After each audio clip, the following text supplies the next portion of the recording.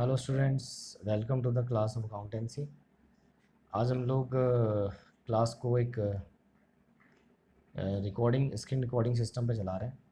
उसका रीज़न है कि आज हम थोड़ा सा प्रैक्टिकल भी पार्ट करेंगे और कुछ और चीज़ों की बात करेंगे जो कि बोर्ड पर थोड़ा सा कराना प्रॉब्लमेटिक है। सो एक तो मैंने आपको लास्ट क्लास में जर्नल एंट्रीज टॉपिक हमारा चल रहा था, उसमें जीएसटी के बारे में आपको पढ़ा रहा था कि जीएसटी की कैसे एंट्रीज़ होती है। जीएसटी जो होता है उसको हम इंट्रा स्टेट और इंटर स्टेट में डिस्ट्रीब्यूट कर देते हैं। तो जो इंट्रा स्टेट होता है उसमें हम जीएसटी लगाते हैं जब स्टेट में ही जो है विद इन स्टेट कोई ट्रांजेक्शन हो रहा होता है, और इंटर स्टेट में हम लोग जब जीएसटी लगाते हैं जब transaction within two states हो रहा हो। ठीक है, जब इंट्रा स्टेट होता है तो हमने बात करी थी सीजीएसटी और एसजीएसटी लगता है। मतलब जीएसटी की रेट को हम हाफ कर देते हैं, आधा आधा सेंट्रल गवर्नमेंट के पास जाता है, आधा स्टेट गवर्नमेंट के पास जाता है। इसलिए हम स्टेट और सेंट्रल में बांट देते हैं और एसजीएसटी और सीजीएसटी अकाउंट को ओपन कर देते हैं। और अगर स्टेट्स में ही ट्रांजेक्शन हो रहा होता है तो हम लोग उसको आईजीएसटी अकाउंट में ट्रांसफ़र कर देते हैं। फिर हमने बात करी थी कि जीएसटी में जो भी टैक्स हम लोग परचेज़ के समय देते हैं वो टैक्स हमें वापस बाय वे ऑफ क्रेडिट मिल जाता है जब वही गुड्स हम वापस सेल आउट कर देते हैं। तो आज मैं आपके पास जीएसटी से रिलेटेड दो टॉपिक और बताने जा रहा हूँ। एक तो ऐसे एक्सपेंसेस जिन पर हम लोग जीएसटी देते भी हैं लेकिन हमें उसका इनपुट क्रेडिट नहीं मिलता है। इनपुट क्रेडिट मिलने का मतलब जो जीएसटी हमने जैसे पे किया था जब वो सर्विस लेते टाइम, लेकिन जब हम लोग आगे उस सर्विस को यूज़ करते हैं या आगे सर्विस प्रोवाइड कराते हैं तो हमें उसका क्रेडिट नहीं मिलता है। मतलब जो जीएसटी हमने उस पर दे दिया वो हमारी कोस्ट का हिस्सा बन जाता है, कोस्ट का पार्ट बन जाता है। ठीक है, और दूसरा हम टॉपिक लेंगे आज कि जब जीएसटी को रिवर्स करना होता है। रिवर्स करने का मतलब जो जीएसटी हम लोग दे चुके हैं परचेज़ के टाइम पर, अब वो जीएसटी हमें वापस नहीं मिलेगी गवर्नमेंट से। मतलब जो जीएसटी हमने दे दी वो हमारी कोस्ट का हिस्सा बन जाएगा, और जो जीएसटी का जो हिस्सा हम लोग गवर्नमेंट से गुड्स को सेल करते टाइम लेते थे वो हमें नहीं मिलेगा। ठीक है, तो पहले अपनी स्क्रीन पर आप देख रहे होंगे input credit of GST not available, कि किन केसेस में जीएसटी की क्रेडिट आपको अवेलेबल नहीं होती है। ठीक है, input credit of GST is not available, that means हमने जीएसटी तो पे कर दिया है लेकिन हमें उसकी क्रेडिट नहीं मिलेगी। जो भी हमने जीएसटी पे कर दिया वो हमें वापस नहीं मिलेगा। इसका मतलब ये होता है चाहे हम आगे उस सर्विस को आगे किसी और को बेचें चाहे नहीं बेचें, क्योंकि ये कुछ ऐसी सर्विसेज हैं या ऐसी कुछ बातें हैं जिसमें हम लोग जीएसटी देकर आ जाएंगे, और एक्चुअली इसमें हम लोग जो जीएसटी हमने दिया है तो यहाँ पर हम उस सर्विस को आगे किसी को और को सर्विस डिलीवर नहीं करते हैं, वो हम लोग खुद ही यूज़ कर लेते हैं मेनली।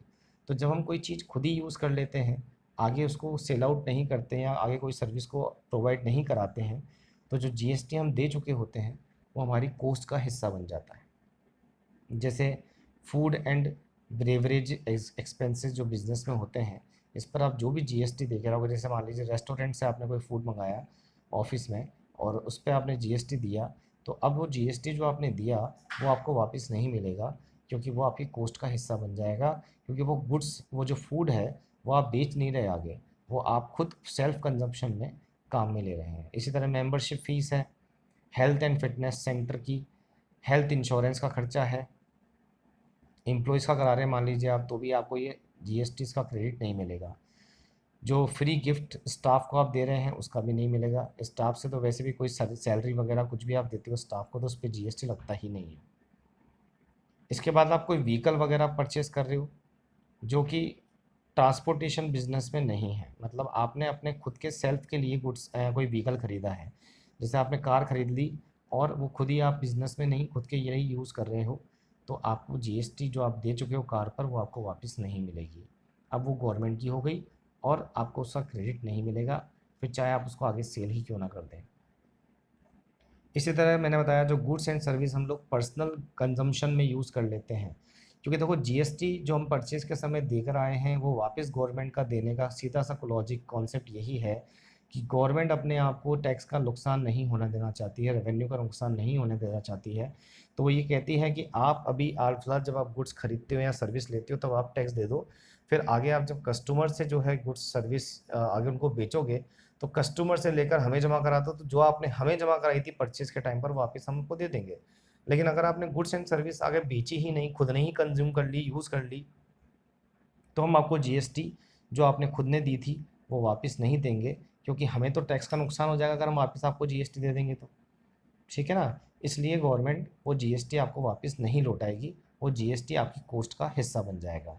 जैसे मान लीजिए अगर 100 रुपये की चीज़ मैं खरीद के लाया और मैंने उस पर 10 रुपये जीएसटी दे दिया, 12 रुपये जीएसटी दे दिया, अब मैं ये समझता हूँ ये 12 रुपये मुझे वापस मिल जाएंगे, तो वो 12 रुपये आपको तभी वापस मिलेंगे जब वो गुड्स आप आगे किसी और को बेचते हो और उससे टैक्स लेते हो, उससे जीएसटी लेते हो।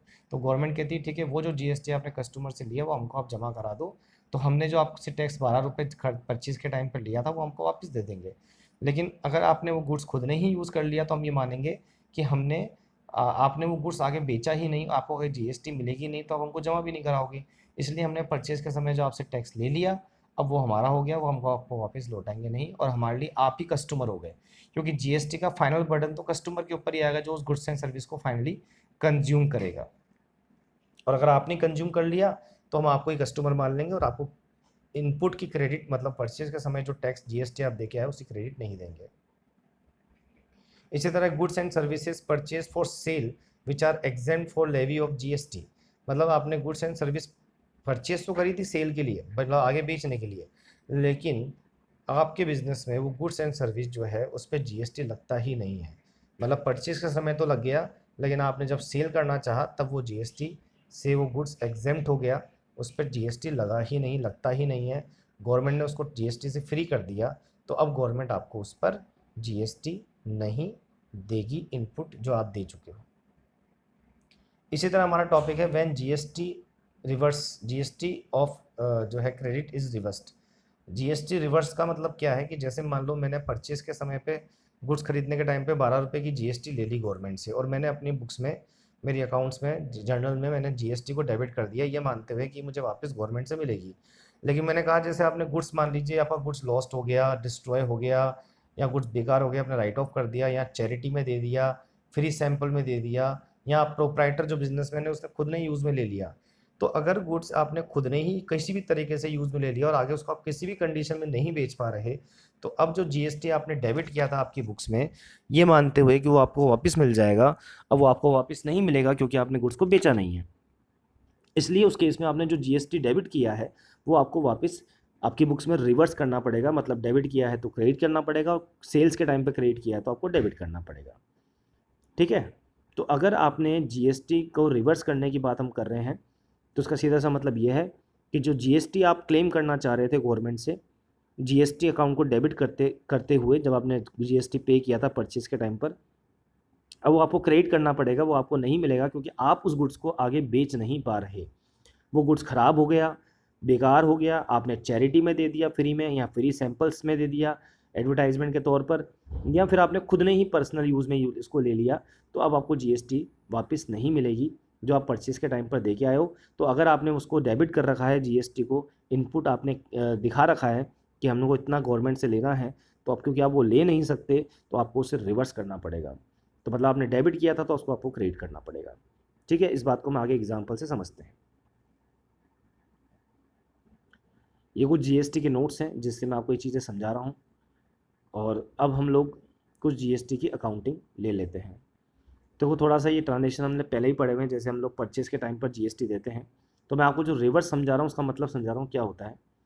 देखिए, जैसे एक ट्रांजेक्शन है कि हमने परचेज़ किया 1,00,000 रुपीज़ का goods messrs general sales Delhi से।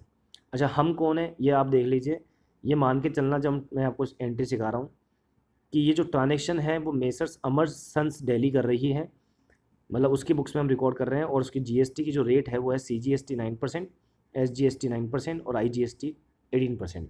मतलब दिल्ली की पार्टी है ये, अगर दिल्ली में ही बेचेगी तो CGST SGST लगेगा, और अगर दिल्ली से बाहर बेचेगी तो IGST लगेगा।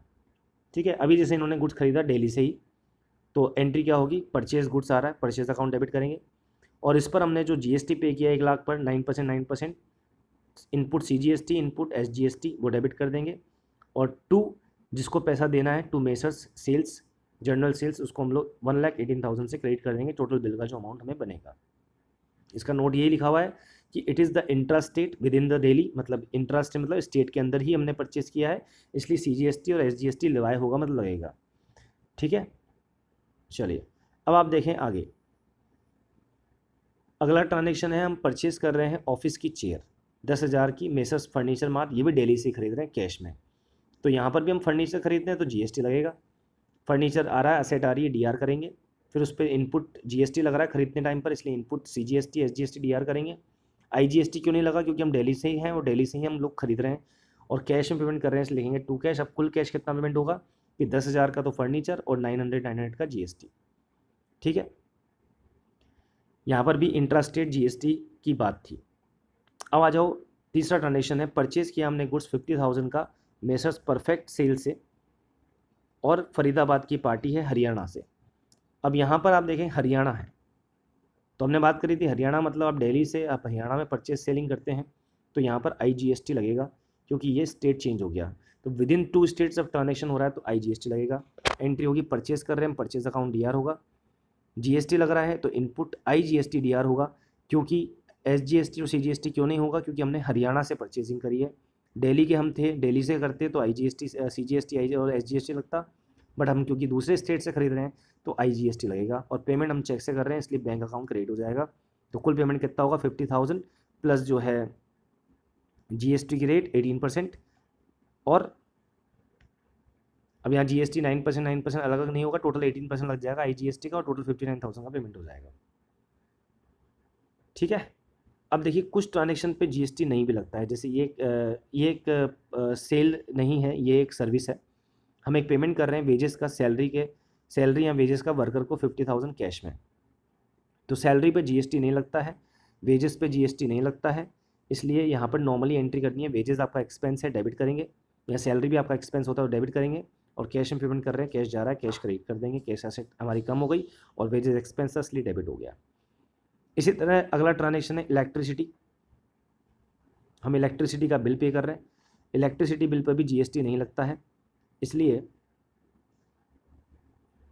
हम इलेक्ट्रिसिटी बिल पे कर रहे हैं 20,000 का चेक से, तो सिंपली इलेक्ट्रिसिटी बिल हमारा एक्सपेंस है, हम डेबिट कर देंगे, एक्सपेंसेस डेबिट होते हैं इसलिए, और बैंक टू बैंक क्रेडिट कर देंगे, बैंक बैलेंस कम हो जाएगा क्योंकि हम पेमेंट चेक से कर रहे हैं। GST यहाँ भी नहीं लग रहा क्योंकि इलेक्ट्रिसिटी एग्जेम्प्ट है, इलेक्ट्रिसिटी पर GST नहीं लगता है। आगे देखें, अब हम टेलीफोन बिल दे रहे हैं, टेलीफोन बिल हमारा एक्सपेंस है 5,000 हम पे कर रहे हैं, अब टेलीफोन बिल पर GST लगता है। Telephone service are not exempt from levy of GST, तो telephone expenses account DR GST लगेगा क्योंकि स्टेट में ही बिल पे कर रहे हैं, दिल्ली का दिल्ली में, तो इनपुट CGST और input SGST account DR to bank. तो मतलब ये नहीं कि CST सिर्फ गुड्स पे लग रहा है, सर्विस पे भी लगता है, क्योंकि नाम ही गुड्स एंड सर्विस टैक्स है।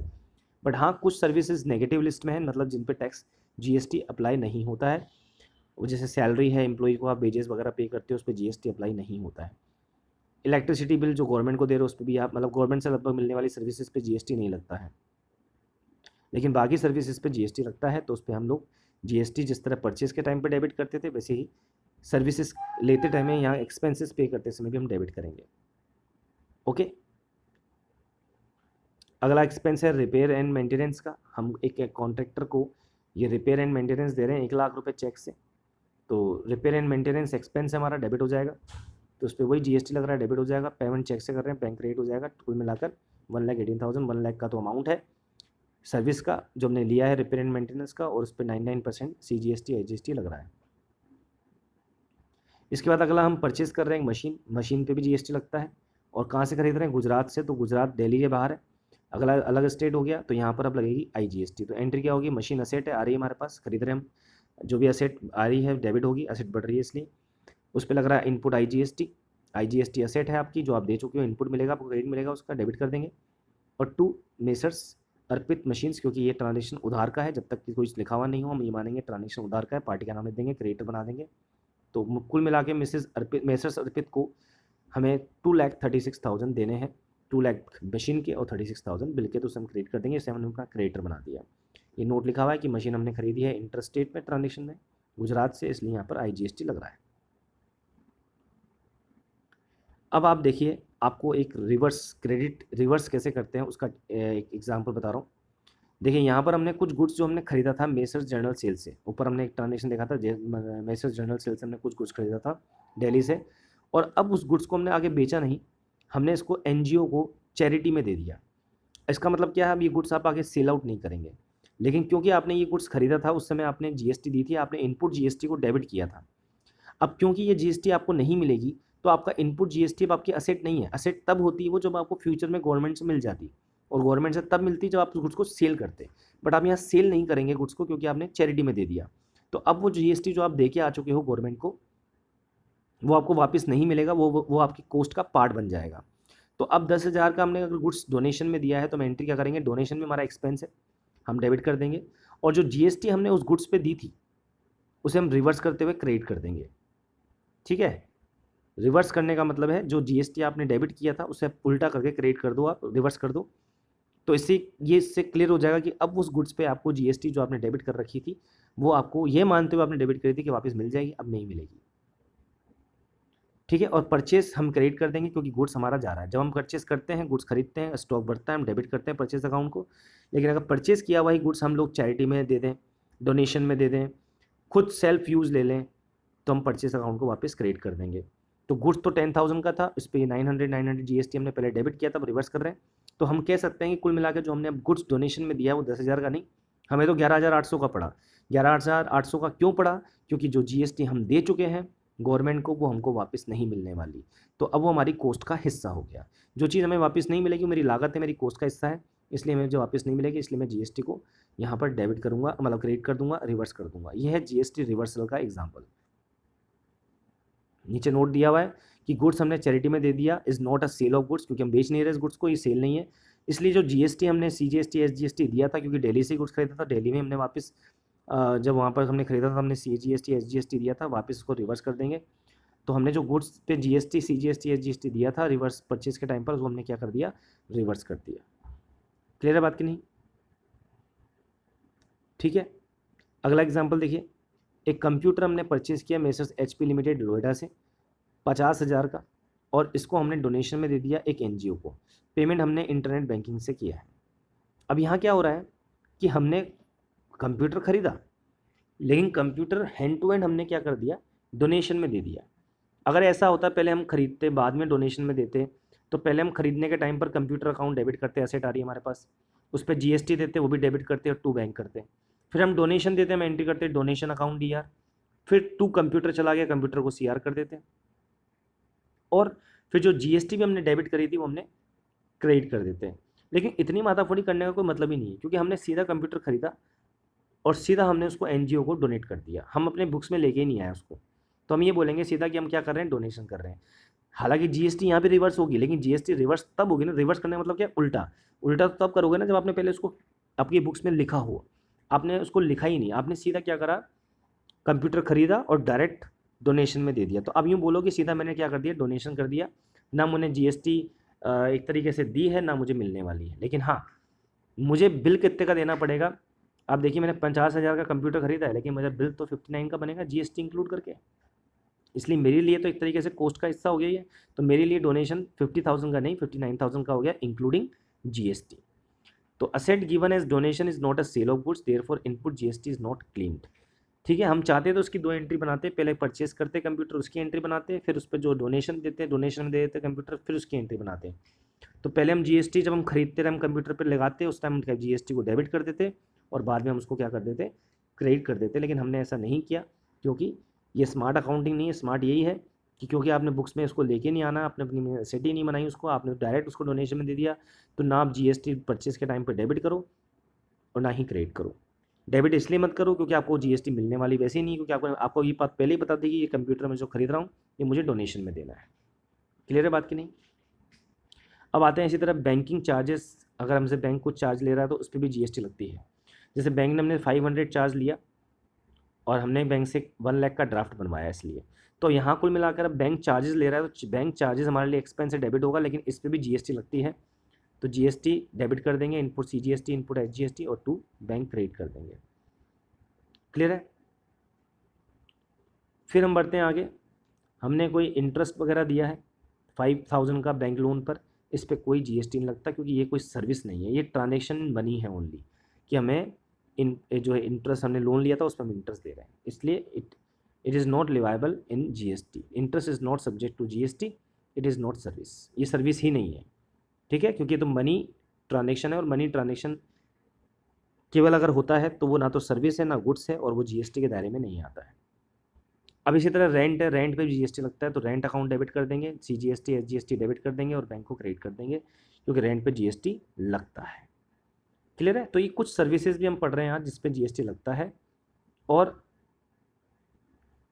उनको डेबिट कर देंगे। जीएसटी रिवर्स भी हमने देखा। अब एक जैसे ट्रांजेक्शन सेल का ले लेते हैं, हमने पुराना कंप्यूटर बेच दिया ऑफिस का 5000 में, अब हमने बेचा है तो पैसा आएगा, कैश अकाउंट डेबिट होगा और बेचते टाइम पर हमको जो है जीएसटी कस्टमर से लेनी है जिसको हमने बेचा है, तो आउटपुट बेचते टाइम हम लोग आउटपुट बोलते हैं, आउटपुट सीजीएसटी और आउटपुट एसजीएसटी हम सीआर कर देंगे।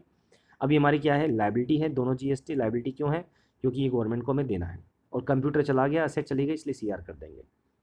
ठीक है, कैश आ रहा है डीआर कर देंगे, कंप्यूटर जा रहा है सीआर कर देंगे और कंप्यूटर जो हम बेच रहे हैं उस पर हम जीएसटी भी लेंगे कस्टमर से, तो जीएसटी जो है हम सीआर कर देंगे क्योंकि हमारी लायबिलिटी है।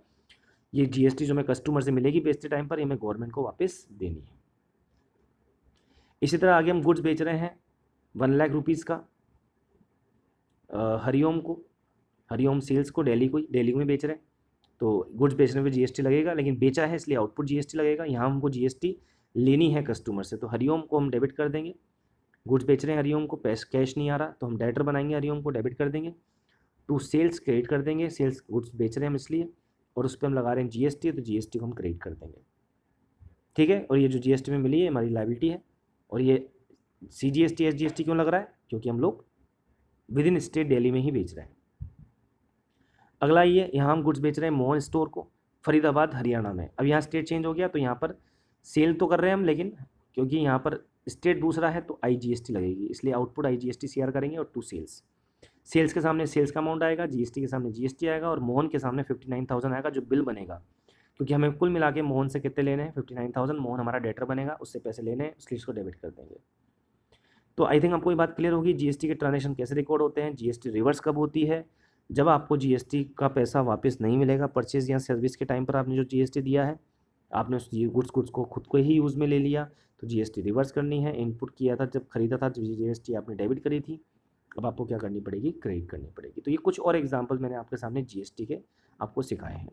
अब बाकी बातें हम लोग करेंगे अगली क्लास में। आज के लिए मैं इतना ही लेते हैं। Thank you.